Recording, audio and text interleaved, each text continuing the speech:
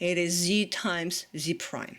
Okay, so here is z times, if you were to do z prime, what would you receive is 2 by 1 by 1 by 2. Okay, the end result would be 2 by 2, a square matrix. So variance of a vector sort of produces a matrix. Okay, so this is one thing that we will see through and through.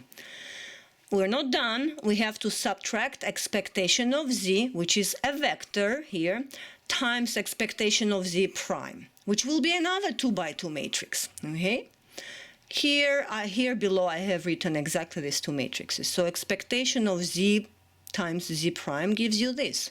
So if you multiply this through, you would receive this matrix. If you multiply these two things through, you would receive this matrix. Please try later to double check and make sure you guys understand here what's going on. Then what I said is expectation of a matrix works like this. This E will go sit everywhere here. So imagine that basically is the way I wrote it. Then if I want to do the subtraction, I would have expectation of z1 square minus expectation of z1 here. What I want to do is maybe add this bracket here. So expectation of z1 square, you see guys? So this is what we will have. All right, and this will be expectation of this guy, and this will be expectation here. Just want to make sure you see the difference. All right, so it will be expectation of z1 square minus expectation of z1, all of this square. All right, so that's, again, I want you to make sure you understand where the square goes.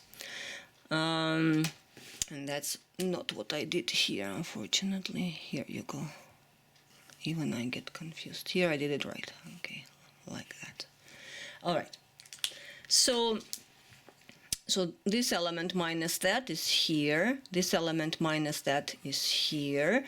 These guys are here, and this minus that is here.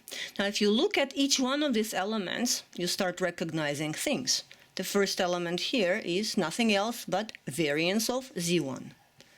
Here we have variance of z2, and these off-diagonal elements are covariances, and they're symmetric because here it doesn't matter which way you basically write z1, z2, or z2, z1, both here and here. So covariance basically of these two elements is the same, so it's a symmetric matrix in the end.